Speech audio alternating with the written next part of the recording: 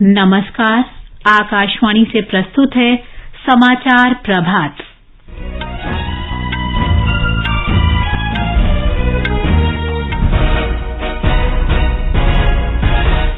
प्रधानमंत्री नरेंद्र मोदी ने अमेरिका के राष्ट्रपति जो बाइडेन के साथ वर्चुअल बैठक की। कहा, भारत और अमेरिका स्वाभाविक भागीदार हैं क्योंकि वे दुनिया के सबसे बड़े लोकतंत्र हैं।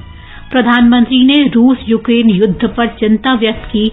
उन्होंने रूस यूक्रेन वार्ता से शांति का मार्ग प्रशस्त होने की आशा व्यक्त की। भारत और अमेरिका ने चौथी 2+2 मंत्री स्तरीय वार्ता में क्षेत्रीय स्थिरता और कानून का शासन बढ़ाने की प्रतिबद्धता दोहराई। प्रधानमंत्री नरेंद्र मोदी आज सुबह गुजरात के अडालज में श्री अन्नपूर्णा धाम ट्रस्ट के हॉस्टल और शिक्षा परिसर का उद्घाटन करेंगे। सहकारिता नीति पर 2 दिन के राष्ट्रीय सम्मेलन का आयोजन आज से नई दिल्ली में होगा। जम्मू कश्मीर में सुरक्षा बलों के साथ मुठभेड़ में 2 आतंकवादी मारे गए। भारत में बना पहला विमान HAL डॉनियर DO-228 आज असम के डिब्रूगढ़ से अरुणाचल प्रदेश में पासीघाट के लिए उड़ान भरेगा। शहबाज शरीफ पाकिस्तान के 23वें प्रधानमंत्री बने। सरकार ने आज से शुरू होने वाले खेलो इंडिया महिला तीरंदाजी टूर्नामेंट के लिए 75 लाख रुपए स्वीकृत किए। और IPL क्रिकेट में सनराइजर्स हैदराबाद ने गुजरात टाइटंस को 8 विकेट से हराकर उनकी जीत का सिलसिला तोड़ा। समाचार प्रभात में फरहत नाज के साथ मैं प्रियंका अरोड़ा। देश के 75वें स्वाधीनता दिवस समारोहों के उपलक्ष्य में आजादी का अमृत महोत्सव के अंतर्गत सरकार अनेक गतिविधियों का आयोजन कर रही है। इस अवसर को जन उत्सव के रूप में मनाते हुए आकाशवाणी समाचार स्वाधीनता संग्राम और उसके गौरवशाली इतिहास पर विशेष प्रश्नोत्तरी कार्यक्रम प्रसारित कर रहा है। ये क्विज 15 अगस्त 2022 तक प्रत्येक सोमवार और मंगलवार को समाचार प्रभात में प्रसारित होगा। भारतीय डाक विभाग अमृत महोत्सव क्विज में आकाशवाणी के साथ सहयोगी के रूप में शामिल है। अमृत महोत्सव क्विज का कल का प्रश्न था, मातृभूमि के लिए सर्वोच्च बलिदान देने वाले मणिपुर के वीर सपूत को श्रद्धांजलि देने के लिए हर वर्ष खोंगजोम दिवस कब मनाया जाता है? सही उत्तर है 23 अप्रैल। खोंगजोम का युद्ध एंग्लो मणिपुर युद्ध का महानतम युद्ध था। इसमें मेजर पाउना ब्रजवासी, चिंगलेन साना, खुम्बोंग मेजर, लोईतोंगबा जामादार, केसा जामादार, हिरोंग खोंगजा और मणिपुर के कई अन्य योद्धाओं ने अपना जीवन न्यौछावर कर दिया। आकाशवाणी समाचार को बड़ी संख्या में देश विदेश के श्रोताओं से उत्तर मिले हैं। भाग्यशाली विजेता हैं बिहार में मुजफ्फरपुर जिले के मेहदैया मठ परसापट्टी की पुतुल कुमारी। मेरा नाम पुतुल कुमारी है। मैं मुजफ्फरपुर जिले साहेबगंज प्रखंड मेहदैया मठ गांव का निवासी हूँ। मैं पेशे से गृहिणी हूँ, लेकिन मैं आकाशवाणी समाचार के अलावा और से कार्यक्रम सुनती हूँ। मुझे बहुत खुशी है कि आकाशवाणी से आजादी के 75वीं वर्षगांठ पर आयोजित अमृत महोत्सव प्रतियोगिता का विजेता चुना गया है। इसके लिए आकाशवाणी परिवार को धन्यवाद। और अब अमृत महोत्सव क्विज का 70वां प्रश्न।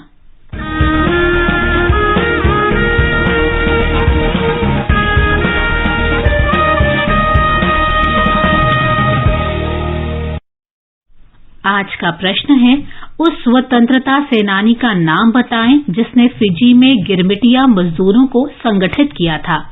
भारत लौटने पर उन्होंने अवध में किसान आंदोलन का नेतृत्व किया। प्रश्न फिर से सुन लें, उस स्वतंत्रता सेनानी का नाम बताएं जिसने फिजी में गिरमिटिया मजदूरों को संगठित किया था। भारत लौटने पर उन्होंने अवध में किसान आंदोलन का नेतृत्व किया।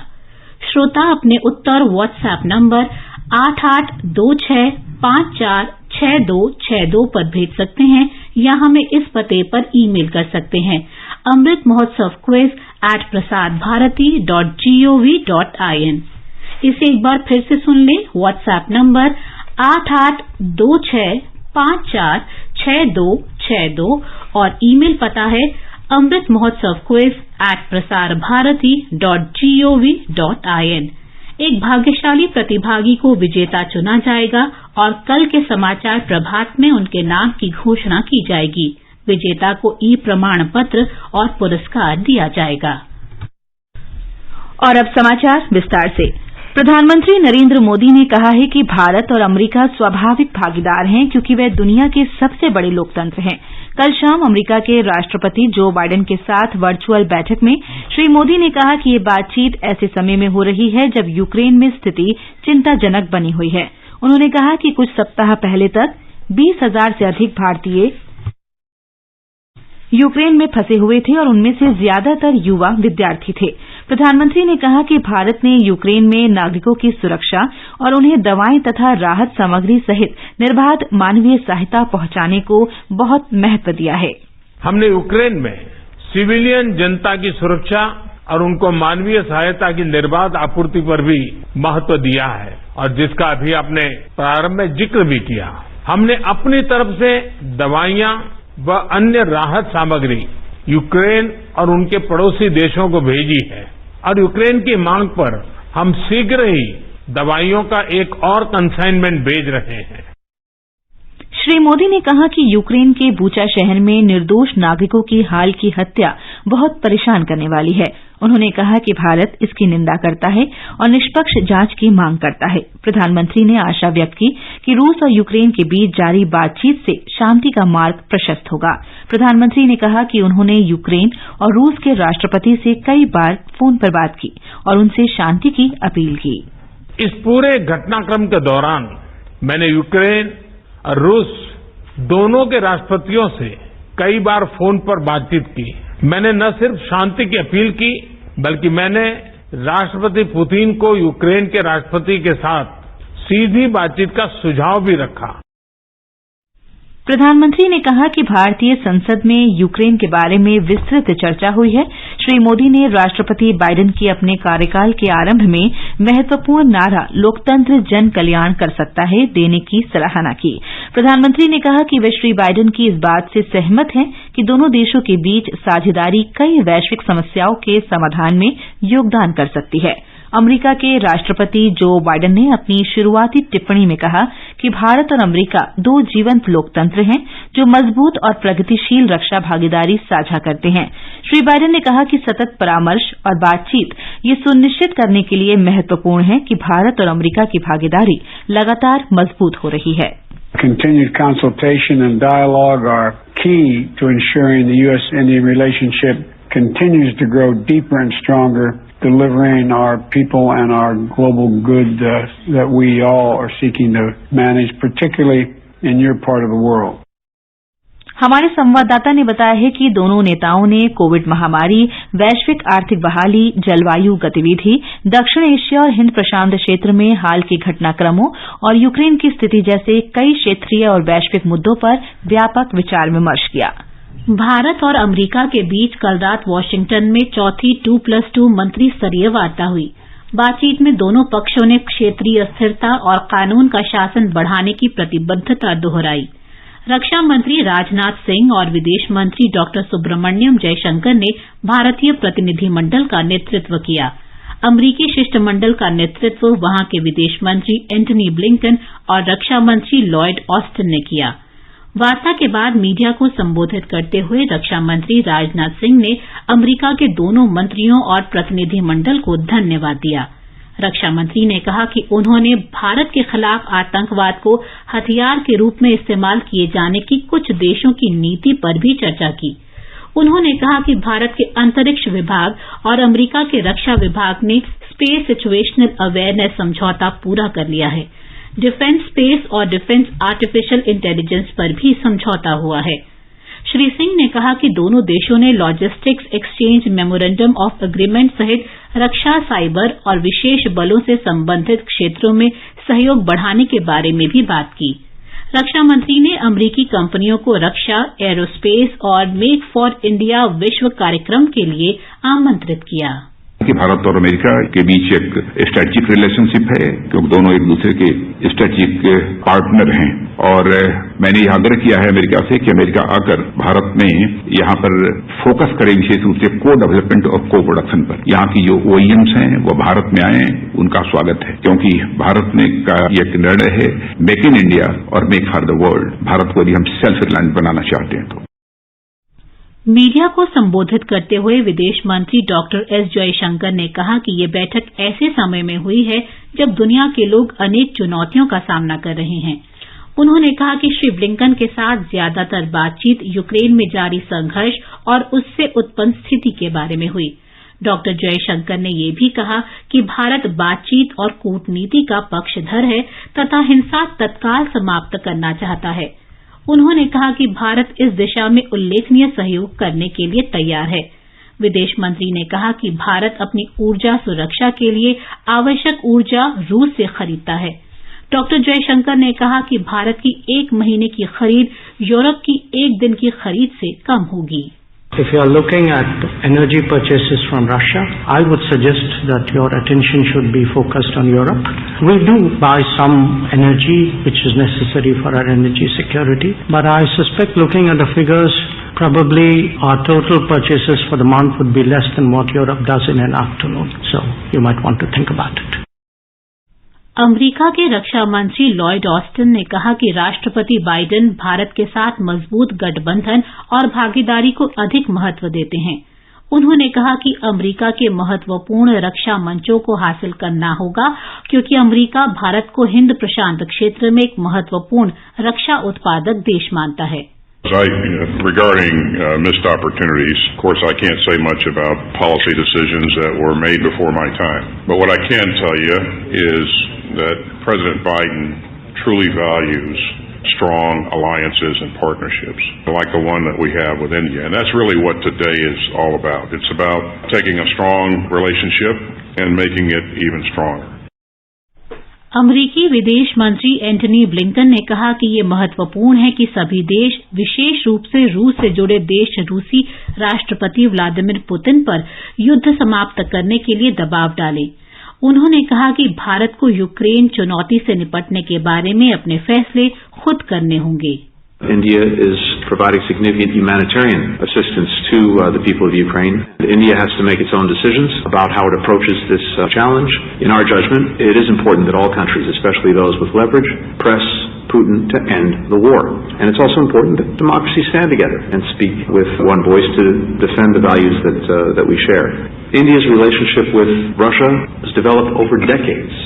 Today, we are able and willing to be a partner of choice with India.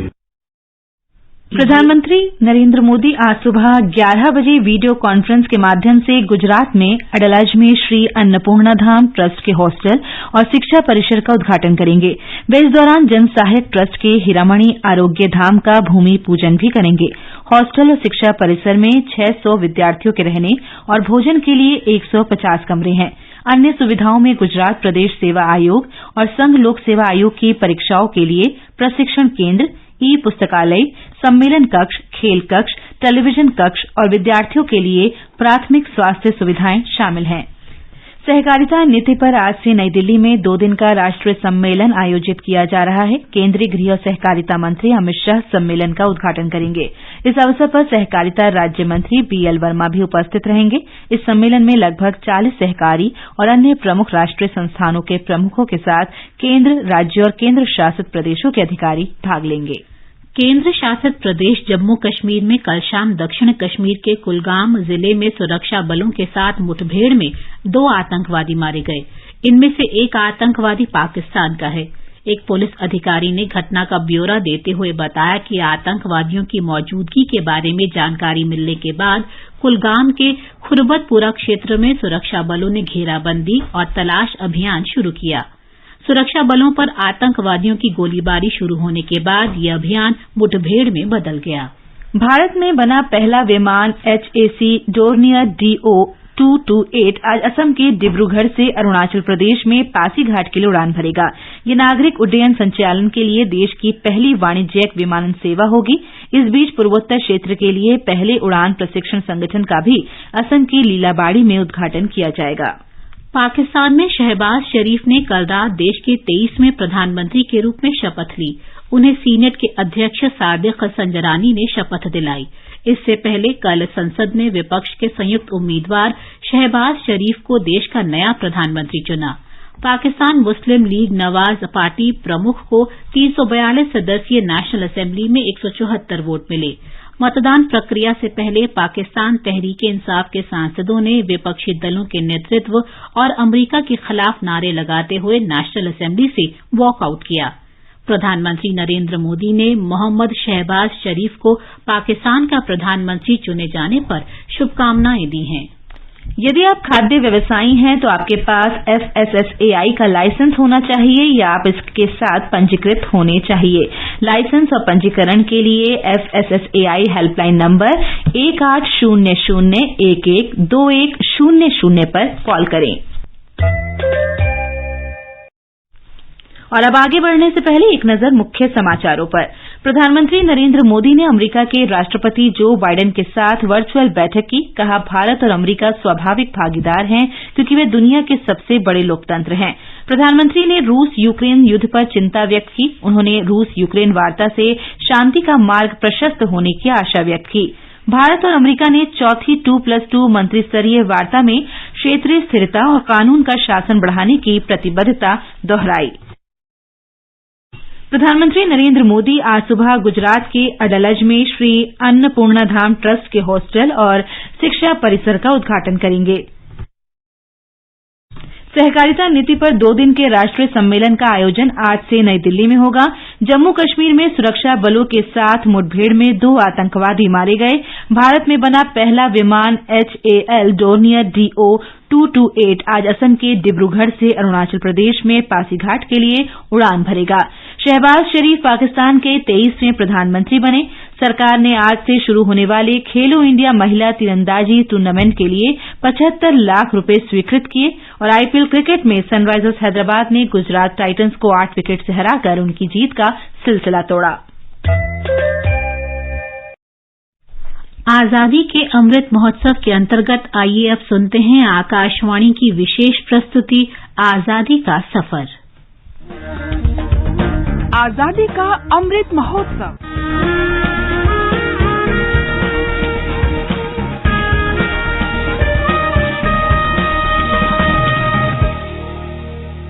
आजादी का सफर आकाशवाणी के संग।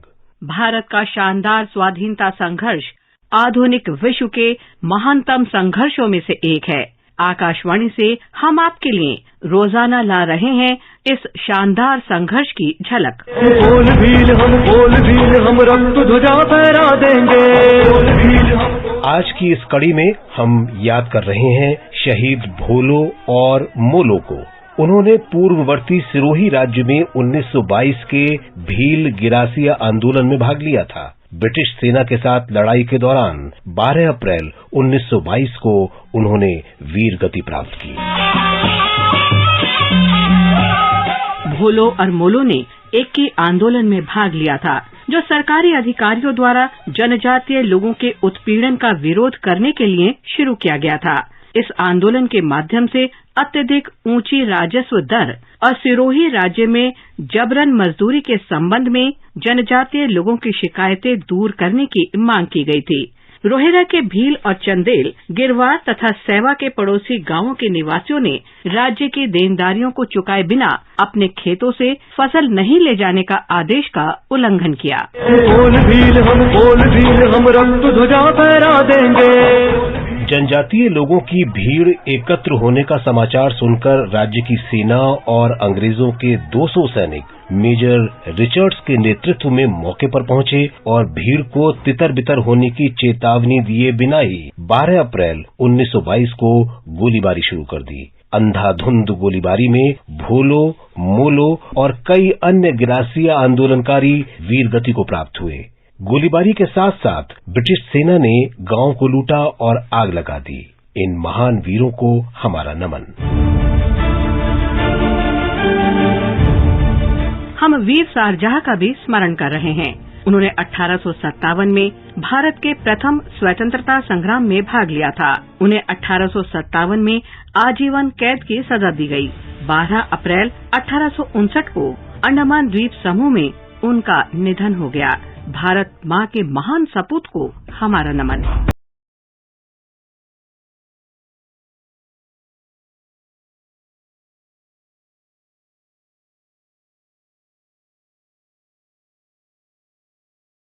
हम राष्ट्रवादी इतिहासकार राखाल दास बंदोपाध्याय को भी याद कर रहे हैं। उनका जन्म 12 अप्रैल 1885 को बंगाल के मुर्शिदाबाद जिले में हुआ था। उन्हें खुदाई के जरिए सिंधु घाटी सभ्यता के प्रमुख स्थल मोहनजोदाड़ो की प्राचीनता की खोज के लिए जाना जाता है।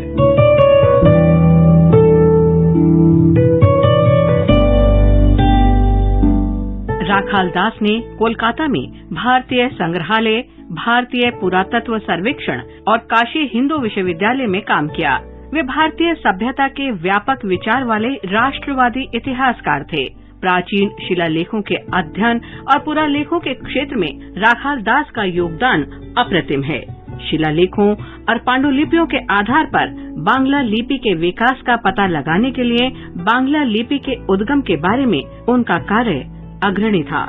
राखाल दास ने मुद्रा संग्रहण, प्राचीन और मध्यकालीन भारत के सिक्कों के महत्वपूर्ण विश्लेषण और वैज्ञानिक अध्ययन के क्षेत्र में भी काम किया।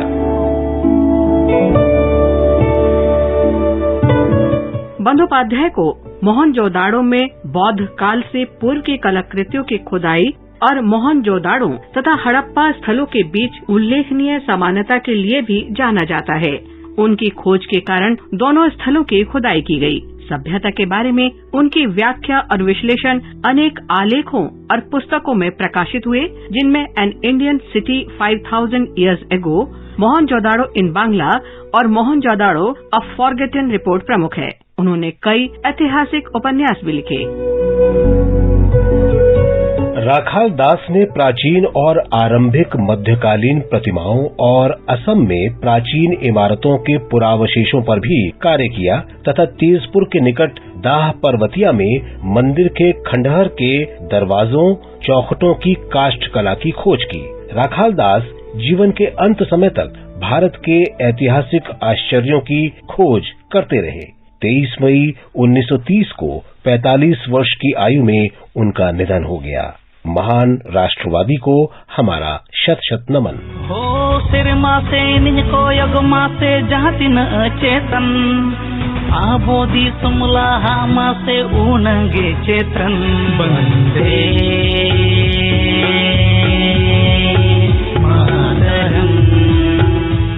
हम वीर धर्म छोटा पहाड़िया को भी श्रद्धांजलि अर्पित कर रहे हैं। वे वर्तमान झारखंड के संथाल परगना के निवासी थे। उन्होंने 1942 में भारत छोड़ो आंदोलन में सक्रिय रूप से भाग लिया। आंदोलन के दौरान उन्हें गिरफ्तार कर लिया गया। 12 अप्रैल 1943 को दुमका जेल में उनका निधन हो गया। मातृभूमि के वीर सपूत को शत शत नमन। आज बस इतना ही। आजादी का सफर आकाशवाणी के संग कल फिर मिलेंगे नई कड़ी के साथ।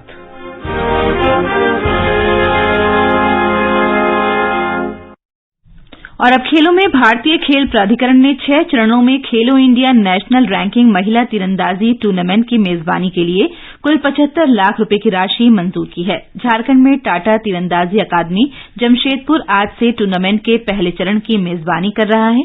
युवा मामले और खेल मंत्रालय ने कहा कि ये टूर्नामेंट सीनियर, जूनियर और कैडेट श्रेणियों में रिकर्व और कंपाउंड स्पर्धाओं में आयोजित किया जाएगा। और आईपीएल क्रिकेट में आज शाम 7:30 बजे डीवाई पाटिल स्टेडियम नवी मुंबई में रॉयल चैलेंजर्स बैंगलोर का सामना पूर्व चैंपियन चेन्नई सुपर किंग्स से होगा। टूर्नामेंट में कल रात सनराइजर्स हैदराबाद ने नवी मुंबई में खेले गए मैच में गुजरात टाइटंस को 8 विकेट से हरा दिया। और अब एक नजर आज के मौसम पर। दिल्ली में लू का प्रकोप जारी रहेगा। मुंबई और चेन्नई में आंशिक रूप से बादल छाए रहेंगे। कोलकाता में आसमान साफ रहेगा। जम्मू, श्रीनगर, मुजफ्फराबाद, लेह और गिलगित में आंशिक रूप से बादल छाए रहेंगे। 1-2 बार गरज के साथ छींटे पड़ सकते हैं। गुवाहाटी, इम्फाल, आइजॉल, शिलांग, कोहिमा, ईटानगर, अगरतला और गंगटोक में बादल छाए रहेंगे। 1 या 2 स्थानों पर हल्की वर्षा या गरज के साथ बूंदाबांदी हो सकती है। ये समाचार हमारी वेबसाइट newsonair.gov.in/hindi पर भी उपलब्ध हैं। और फहद अब बताएं कि आज के समाचार पत्रों में क्या विशेष है। जी प्रियंका, प्रधानमंत्री नरेंद्र मोदी और अमेरिका के राष्ट्रपति जो बाइडेन के बीच वार्ता को आज अधिकांश अखबारों ने प्रमुखता दी है। दैनिक जागरण ने लिखा है, भारत अमेरिका साझेदारी होगी और प्रगाढ़। मोदी और बाइडेन ने रिश्तों में घुलते तनाव को वर्चुअल बैठक के जरिए दूर करने की कोशिश की। जनसत्ता का कहना है, यूक्रेन संकट पर बाइडेन ने प्रधानमंत्री को दिया भरोसा, भारत अमेरिका जारी रखेंगे करीबी सहयोग। हरिभूमि के अनुसार पीएम मोदी ने कहा, दोनों देश ला सकते हैं बदलाव। श्री बाइडेन ने कहा, क्वाड सम्मेलन में मिलना चाहता हूं। पाकिस्तान में फिर शरीफ सरकार। दैनिक ट्रिब्यून सहित सभी अखबारों ने शहबाज शरीफ के पाकिस्तान का 23वें प्रधानमंत्री बनने की खबर प्रकाशित की है। राष्ट्रीय सहारा लिखता है, पीएम बनते ही कश्मीर राग। नवभारत टाइम्स की सुर्खी है, शहबाज के आगाज पर मोदी का संदेश, कश्मीर मुद्दा उठाने पर बोले, आतंक मुक्त हो क्षेत्र। लोकसत्य ने बताया है, स्वदेशी टैंक रोधी मिसाइल हेलेना का सफल परीक्षण। हेलीकॉप्टर से दागी जाने वाली ये मिसाइल दुनिया के अत्याधुनिक टैंक रोधी हथियारों में से एक। कोरोना से मौतों की अनुग्रह राशि के लिए उच्चतम न्यायालय का आदेश, मुआवजे के दावे के लिए समय सीमा तय। राजस्थान पत्रिका लिखता है, अदालत ने 20 मार्च से पहले हुई मौतों के लिए 60 दिन और भविष्य में मौत होने पर 90 दिन में दावा करना निश्चित किया। दावे की प्रक्रिया के बाद 30 दिन में भुगतान संबंधी आदेश पहले की तरह लागू रहेंगे। दैनिक भास्कर की खबर है, न्याय पाने का ट्रेंड बदला। बिल्डरों के खिलाफ उपभोक्ता आयोग जाकर 1 साल में 1000 से ज्यादा लोग पा चुके हैं न्याय। अमर उजाला ने लिखा है, जवाहरलाल नेहरू विश्वविद्यालय में विवाद पर शिक्षा मंत्रालय ने विश्वविद्यालय प्रशासन से मांगी रिपोर्ट। दोनों पक्षों की तरफ से अज्ञात के नाम प्राथमिकी। हिन्दुस्तान की सुर्खी है, कल से करवट ले सकता है मौसम। उत्तर भारत के मैदानी इलाकों में लू से लोगों को 5 दिन तक राहत। 8 राज्यों में तेज बारिश के आसार। बुलेटिन समाप्त होने से पहले अमृत महोत्सव क्विज का आज का प्रश्न फिर सुन ले। उस स्वतंत्रता सेनानी का नाम बताएं जिसने फिजी में गिरमिटिया मजदूरों को संगठित किया था। भारत लौटने पर उन्होंने अवध में किसान आंदोलन का नेतृत्व किया। आप अपने उत्तर व्हाट्सएप नंबर 8826546262 पर भेज सकते हैं या हमें इस पते पर ईमेल कर सकते हैं, amritmahotsavquiz@prasarbharati.gov.in। आकाशवाणी के साथ अमृत महोत्सव क्विज में भाग लेकर स्वतंत्रता की 75वीं वर्षगांठ के आयोजनों में शामिल हों। और अंत में मुख्य समाचार एक बार फिर। प्रधानमंत्री नरेंद्र मोदी ने अमेरिका के राष्ट्रपति जो बाइडेन के साथ वर्चुअल बैठक की। कहा, भारत और अमेरिका स्वाभाविक भागीदार हैं क्योंकि वे दुनिया के सबसे बड़े लोकतंत्र हैं। प्रधानमंत्री ने रूस यूक्रेन युद्ध पर चिंता व्यक्त की। उन्होंने रूस यूक्रेन वार्ता से शांति का मार्ग प्रशस्त होने की आशा व्यक्त की। भारत और अमेरिका ने चौथी 2+2 मंत्री स्तरीय वार्ता में क्षेत्रीय स्थिरता और कानून का शासन बढ़ाने की प्रतिबद्धता दोहराई। प्रधानमंत्री नरेंद्र मोदी आज सुबह गुजरात के अडालज में श्री अन्नपूर्णा धाम ट्रस्ट के हॉस्टल और शिक्षा परिसर का उद्घाटन करेंगे। सहकारिता नीति पर 2 दिन के राष्ट्रीय सम्मेलन का आयोजन आज से नई दिल्ली में होगा। जम्मू कश्मीर में सुरक्षा बलों के साथ मुठभेड़ में 2 आतंकवादी मारे गए। भारत में बना पहला विमान HAL डॉनियर DO-228 आज असम के डिब्रूगढ़ से अरुणाचल प्रदेश में पासीघाट के लिए उड़ान भरेगा। शहबाज शरीफ पाकिस्तान के 23वें प्रधानमंत्री बने और सरकार ने आज से शुरू होने वाले खेलो इंडिया महिला तीरंदाजी टूर्नामेंट के लिए 75 लाख रुपए स्वीकृत किए। इसके साथ ही समाचार प्रभात का ये अंक समाप्त हुआ। नमस्कार।